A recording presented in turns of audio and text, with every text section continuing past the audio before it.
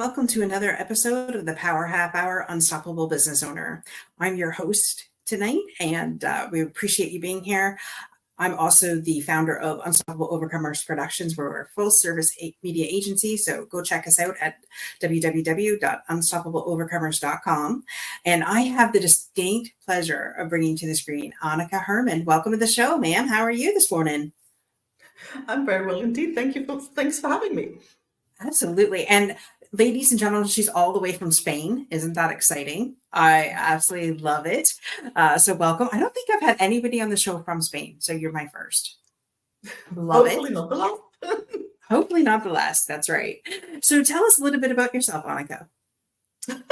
Well, I think the German living in Spain is a good place to start. So, I'm one of those multi-passionate restless souls, right? So I grew up in Germany, back in East Germany, behind the wall. So I always mention that because it does shape a lot of how I see the world and what I feel risk means and how to relate to it. So, and then I lived after my first job, I had the opportunity to live in Australia for a few years. And that's where I stumbled into the software industry, because I got there as the trained translator, linguist, language teacher, that kind of like the language girl, and stumbled into the software industry more or less by accident, because it was kind of hard to, a career change is always a bit challenging because you have no proof that you can do what you set out to do. So you need that special person who will recognize in you capacity and potential before you have the experience. So, and the person who did that happened to have a software company, and initially I felt like intimidated, frankly overwhelmed by this. Thought I was way too old to get into all of this, and I'm a woman and I'm not technical and all of that. And I remember the moment that shifted, and it was when I all of a sudden saw wait, programming language. That's right. It's got vocabulary and it's tiny and it's got structure. So it's got grammar and it's nice and rigid without all the extensions a natural language has. So basically, it's just like a real language, just simpler.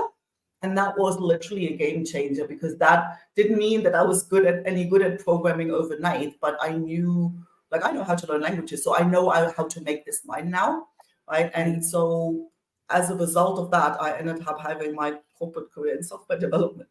So, and I've always wondered why I can't ever stick to one thing, and always here and there, until I realized that I've actually ever only done the same thing.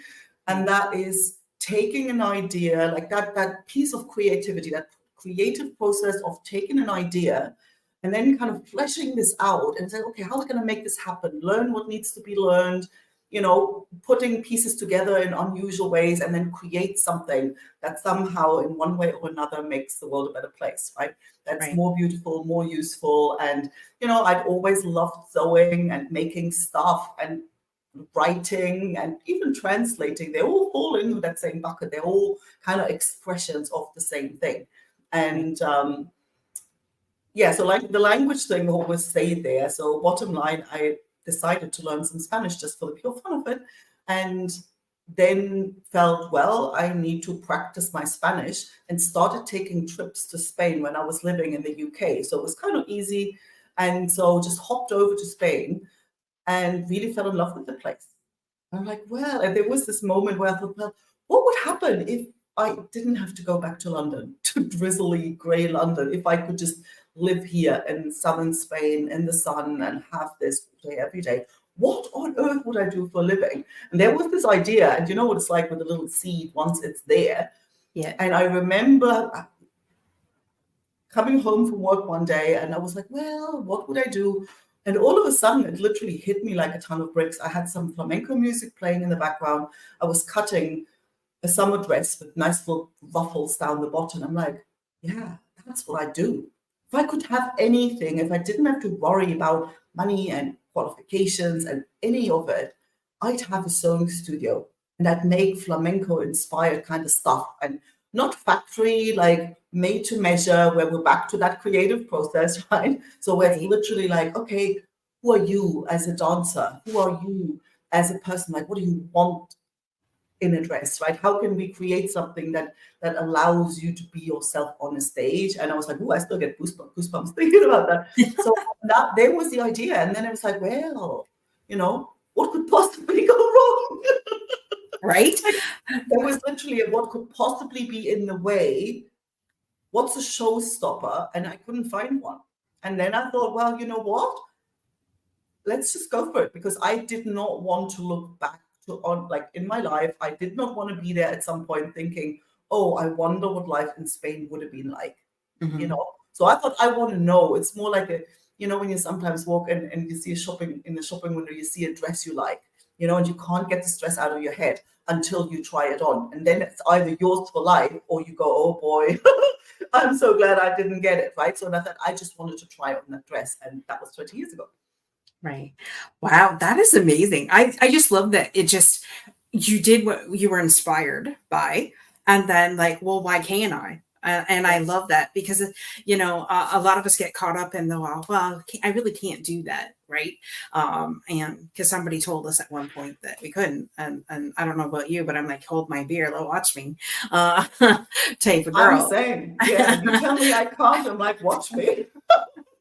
And I think that's why I was so attracted when we were talking the first time with Drew, that it was just like, oh no, she's like my soul sister, and we need to get her on the show, because you're just so freaking amazing that I knew people needed to hear about you. So you went into that, you got to Spain, and so you started your own sewing company when you got to Spain.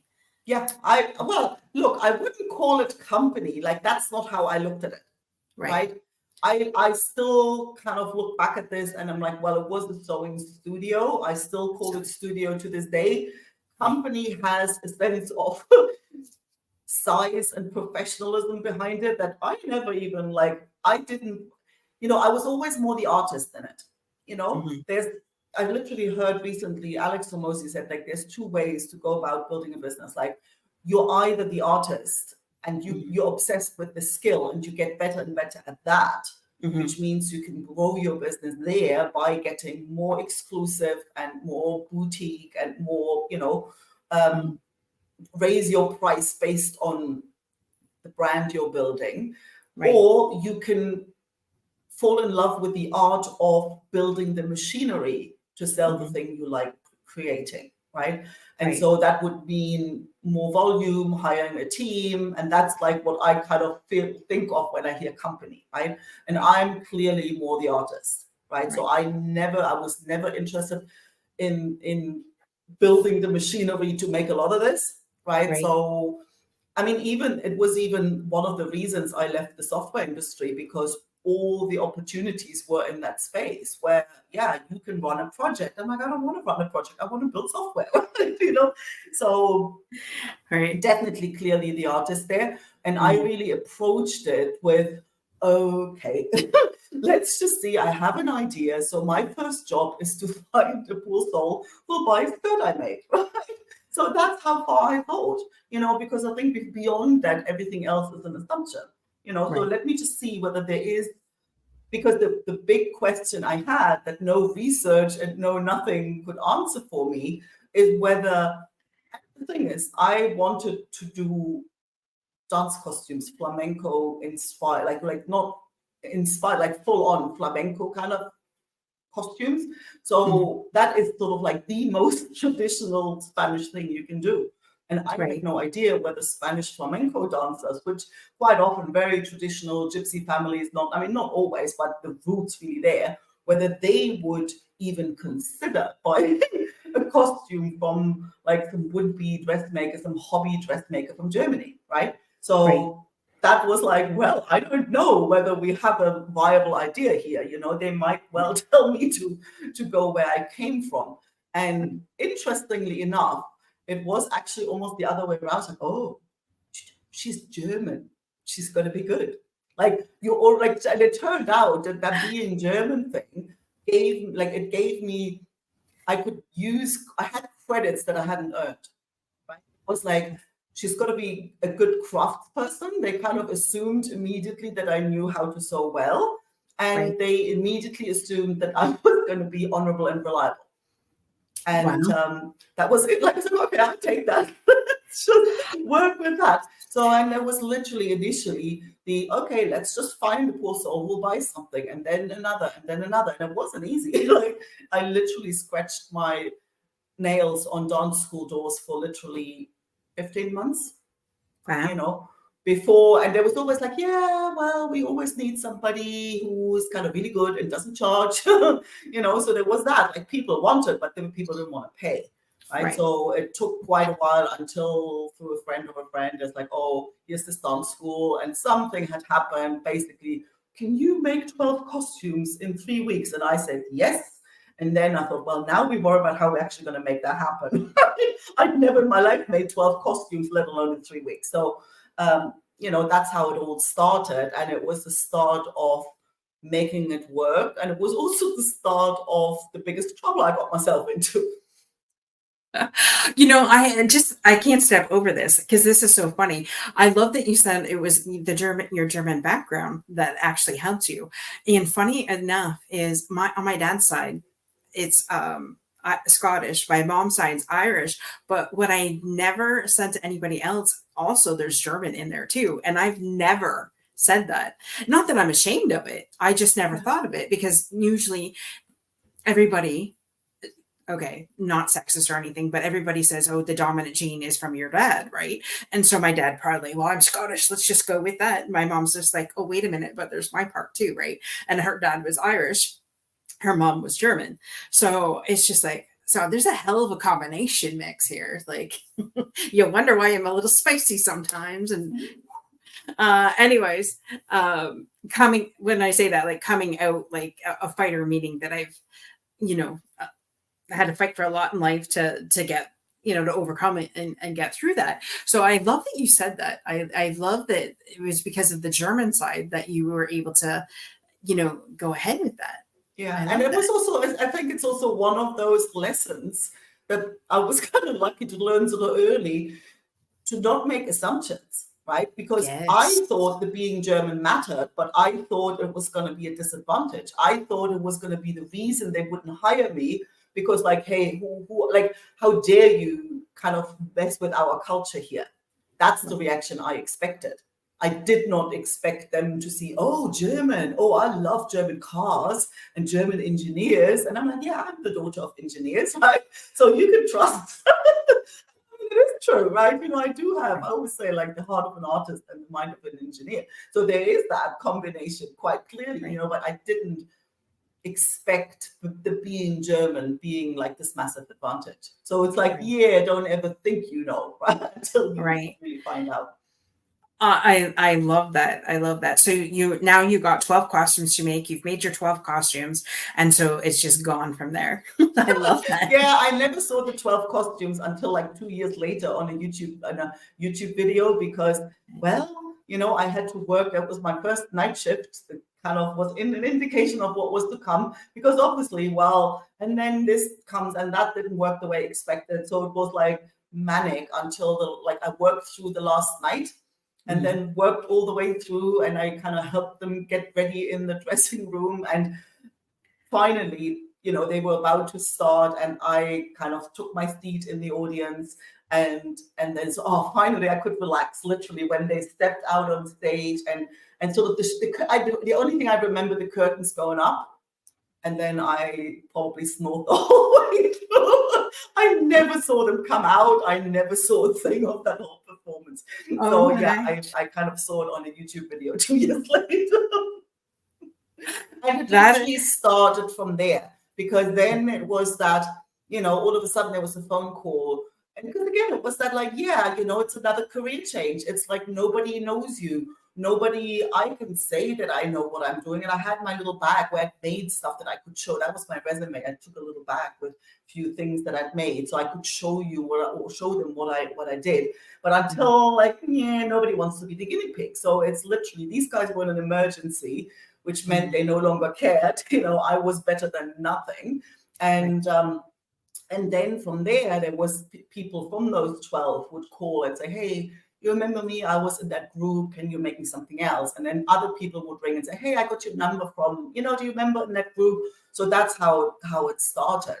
And then it sort of slowly and steadily grew from there. Right. That is awesome. And so now you also have a clarity coaching business as well. And you're the author of Taming the Tech Monster and founder of Soul Touched by Dogs. So let's talk a little bit about these. Man, you're just like all over the place, busy doing a lot of different things. No, I'm not sewing anymore. So it's not all at the same time. I'm kind of crazy, but sequential, right? So because what happened, the way that grew in this sort of organic, kind of natural way was like almost like the most beautiful way it could grow. And I didn't see coming that I was building myself a relentless hamster wheel, because I was wearing no business hat. I was kind of geeky. I could do my website and like this kind of stuff I was good with, but I wasn't a marketer. I wasn't a business person. So I didn't think about business model and positioning and none of that. So all of a sudden, next thing I know, I was like frantically busy. And literally, I burned myself out in the process. Like I was so, and it came to a point where I'm like, look, I'm done with this. Like if this is what it is, I don't want to. And, basically the good girl saying yes, people pleaser, really bit me in the butt big time. So until I got to that point where I said like, look, I'm done. Like I'm physically, mentally, I'm so done that I just cannot. So it was literally like, okay, next time somebody comes and wants something that is kind of like out of order, I will say it and I will no longer care if they talk and not come back and all that stuff. And that's when I got to realize that again, I'd fallen into the trap to assume that I would know, that I knew what was going to happen. And so there was this massive shift in my perception. And I thought, oh my God, like this is such an insight. I can't be the only person who run off, turn a passion into a business and kind of hit your inner stuff. Like you sort of hit your own thing. And that's where I thought, well, actually, you know what? We're at this point again. I don't want to be pumping out 50 dresses for performance when I'm 60. It's kind of time for another pivot. And I also want to, this is the most rewarding thing I've ever done. And it's also the most challenging thing I've ever done. So I want to support other people on that journey of taking, I have this thing I'm passionate about, and that's when I kind of discovered, well, coaches do that. And that's when I did coach training and really set out with this idea. And next thing I know, people go, yeah, that's kind of interesting, but, can you help with the tech? That's how that started. People came to me because, I want to do something with tech. And I'm like, yeah, but that stuff's easy. That's the least of your problems, right? I still to this day believe this. And I've also recognized that the tech stuff is a hurdle for people, like a big one, right? When you especially when you want to market or deliver or a combination of that, of your services online, well, then the tech stuff is an issue when you've never really had to deal with it. And so that's why the first book is called Taming the Tech Monster, because that's where I'm unpacking why it's difficult and what you can do to make it more bearable. Right. And you're 100% right, because I know IT to the degree that, yes, you start the computer, you start the program, it's supposed to work. And if everything fails, reboot. Right. And that's basically sorts out 90% of the problems. Right. That and then, but then when you get into it, like to create it, when I had to get the website out and stuff like that, I had to hire somebody to do that. And then, okay, so am I going to continue to hire somebody to make the small changes? So trying to figure that out, trust me. And who to hire in the first place? Like, that's a hard one. And what people like, the problem is when you don't really know a lot about the thing, it's even hard to find help. Like, you don't even know what you need, right? Well, and then you're vulnerable, right? Right. Yeah. If you don't know what you don't know, it's even harder. Yeah. So I'm glad that you decided to go to that and start helping people with that. What is the founder of Soul Touched by Dogs? Tell us a little bit about that, because I know you're a dog lover. Oh, absolutely. I've always loved dogs. And when I first moved to Spain, I kind of thought, well, if this sewing thing kind of doesn't crumble, I'll finally be in a position that I can have a dog who doesn't have to stay at home all day alone, right? So I thought, well, I finally can have a dog. And so, well, puppy Leo found me like literally less than a year after moving to Spain. And there I was in this world of dogs, and realized, I had no idea, researched a lot of stuff, and there was a lot of information on, regarding to like, how do I teach this dog what I need him to know, and how do I look after his health and well-being, and so much conflicting stuff and so much stuff that did not make sense to me. I'm like, that makes no sense at all. Like, oh, you can't have him, you must not let him walk through the door first. I'm like, what?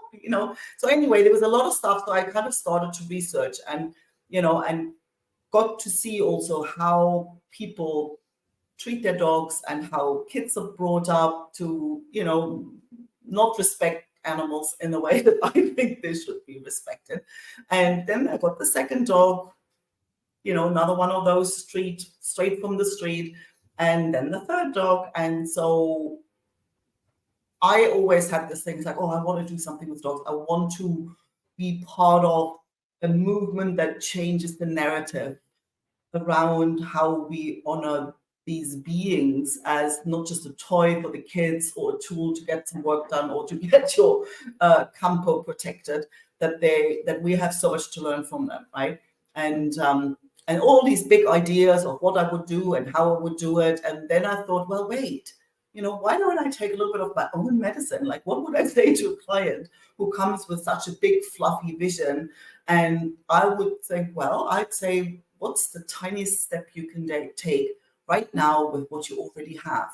Mm-hmm. And there was the idea, let me start a newsletter. I can write about dogs. That would be fun. And it was literally that. It was just like, I want to start moving, because the thing is, you cannot create something trying to think it all through before you take the first step. So and I thought, like, it's time. I thought enough, like, I want to get into motion. So I started the newsletter. Then I thought, well, hey, why don't I interview people? Because, they can help me spread the word. I have more interesting content for my subscribers, win-win situation. And then it's, well, we can take this in a podcast, make it into a podcast. I do podcasts anyway, right? And one thing after the other, then I thought, well, people started saying, hey, I could see this turn into your main gig. And I'm like, I'd love to talk to dog people all day, every day. And then I thought, well, what could the service be? And next step was, oh, actually, I got invited to speak at a summit. I'm like, wait, summit? I host summits all the time anyway.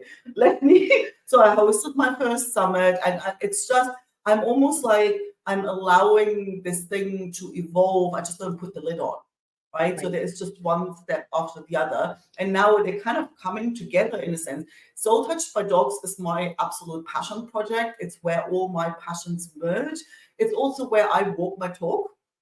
What I would normally teach clients of how to go about taking an idea and making it happen. I'm literally walking my talk there. And it turns out that actually dog professionals need help as well. So turns out it almost like, there is somewhere where I can offer the same services that I've been offering since 2016. Well, they need exactly the same thing, right? So it's kind of where it's all coming together for me. I love that. It's like where your passion, where you find where your most passion, and you create a business out of that. And when we're in corporate America, it's just, okay, we know what we have to do, but we're in such a place where, no, I want to do what I want to do. Right. And if it touches the things that we're most passionate about, like helping people and your dogs and things like that, you're bringing it all together. I think that's amazing. Absolutely amazing. It's, when you think about it, it's like, well, I'm passionate about the dogs, but I also love who people become when they are really focused on caring for their dogs and creating that relationship, and see, the piece is this time around, I have a business hat on. So this time around, it's like you kind of take all the learnings from, I'm very conscious of, will this be a hamster wheel? Well, no, I'm going to structure it so that it won't be a hamster wheel. And, you know, and you kind of like, everything that was there before, almost it feels like gave me the skills, because this has sort of come out of nowhere almost like, and it's grown and evolved really quickly. But it's only possible because I already knew how to do this, and how to build sites, and how to build funnels, and how to do the website, how to edit videos. Like I already knew all this stuff, right? So it's just now just applying it in a new space, which obviously allows you to move more, like a lot faster than if you don't have, oh, so how does Canva work, right? You know, so it's and it's more fun when it's faster because you have the skills to do it. 100%. You know, and if it's something that we love, it's not work. It's you know, It's never work. It's never work. And I just love that, you know, and when it all comes together, you know that you're on track, you know that you're in alignment, and you know that, hey, if it almost seems like it's too easy. And so, you know, you're in the tractor beam of what you should be doing. Yeah, that is true. You know, it's almost like it's got to be more complicated than this, right? Yeah, no, Right. definitely. And I literally, this is one of the things I've said a lot of, like a lot, because, you know, my sort of good old German engineering background, like it's very much like, if it doesn't cost hard work, it isn't worth anything. You know, so this whole thing, well, ease, it's like the word of the century, like, you know, and this is there's a level of ease to this that I've literally never experienced in my life before. So I'm just riding that wave and enjoying the life out of it. Wow, you just said so much there. Like I never thought of that, because I asserted my hard work ethic with my dad's side, but I didn't think of the German side of that. And because I mean, my dad's theory was you worked no matter what, and it didn't matter how sick you were, you still had to do it. So it's always grew up in the mentality of work, do, and that's how, you know, we showed love, was by doing, right? And if you just sat the hell back and just allowed with the ease to do that, like things definitely generate better when you just allow it, and instead of you know, constantly going. And that is so true. I come back from Florida and I come back to 4 new clients, and I'm just like, and not even in particular with what I was doing, but it's all, no, you're so good at it, here you go, do it for me. And I'm just like, that's not what I was offering, but okay. And but now that's what I'm offering. And so it's just like every show has been something like that. Oh yeah, you can do that for me too. And I'm just like, got it. Perfect. This is what I'm meant to be. Why are you swimming uphill from it? Right? Or down, swim. Yeah. Go with the current, not against it. So yeah. I mean, you want to sort of check in every now and then, right? Because it's also the kind of thing where you can kind of get swept away, and you know, you just want to check in how much, like, ease alone is probably not enough long term. You know, obviously, yeah, right away, you know, go for it, right? But it's like, yeah, I would still say check in with yourself every now and then and see whether you actually on the right stream, you know, because just because everybody else, like I've noticed this a lot with the tech stuff, I was kind of really quite resistant, and I was like, well, I don't want to kind of like fuck around with people's button all the time. You know, right. like, but and they was like, yeah, but it was easy, and people would ask about it all the time. But I'm like, oh, that doesn't, like, it's not something for me. It's useful, I enjoy it, but it's like to lead with that, and that's like the focus. Like, you know, not really where I want to go, right? So just because people want it, that's one part of it. So I think you still want to kind of every now and then take a Sunday off and check in the other side of that. 100%. And well, since I checked it, I'm just like, you know, I never thought, but that's exactly what we were creating, and just it looked differently. I got so wrapped up in the how to and things like that, and not knowing, like coming in, like you said, this is what I want to do. I don't know how I'm going to do it, but this is what I want to do. Right. And, you know, allowing it to take fold, how it takes fold. But you're right. Checking with yourself to make sure, yeah, is this really what I want to do? So I love that you said that.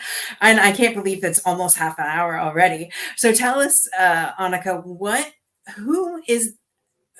kind of clients are you looking for currently at the moment? Like, who would your ideal client be? Well, see, I've thought a lot about my ideal clients, but I'm just always sort of looking back who I most love working with, they always masters at their craft, right? And it could be a dog trainer or, behaviorist of people, or it could be, quite often they're like coaches, or they could be like, something like a maker or something, right? But have a craft that they're solid in, that they're like experienced in, that they're like passionate about, that it's like, this is my thing. And then they want to build something. I've got this idea, and they're like, I want to have.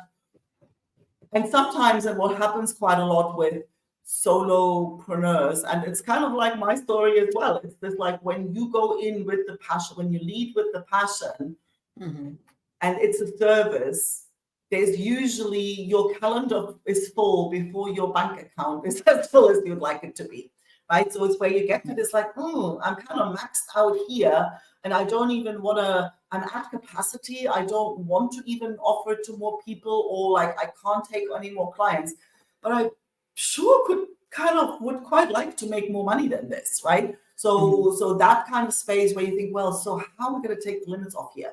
How are we going to reposition this? How are we going to offer something that helps you keep your clients longer, get paid better, without you hustling 24/7? Because I've seen where that leads, right? So it's like, that's usually, and when there is an idea that isn't quite, I kind of have, like, I want to have this, this online, this community, I want to do retreats, I want to do like, but then now what, right? So when there is this space, like, I kind of see where I want to go, but between where I am and where I want to go is this massive jungle. And the jungle includes tech, the jungle includes marketing, the jungle includes like, how the hell do I carve out the time to even make this happen? And so, yeah, I just love to be a jungle guide. That song "Welcome to the Jungle" it was going through my mind right now. Yeah.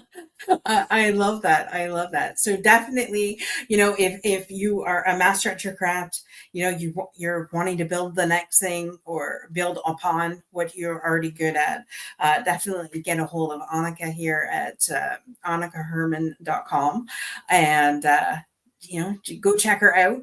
Definitely connect with her. Is there any other place that you would like them to connect you with?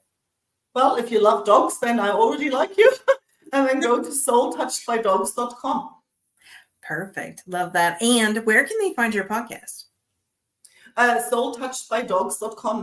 There's the link to the podcast as well. And I'm active on LinkedIn.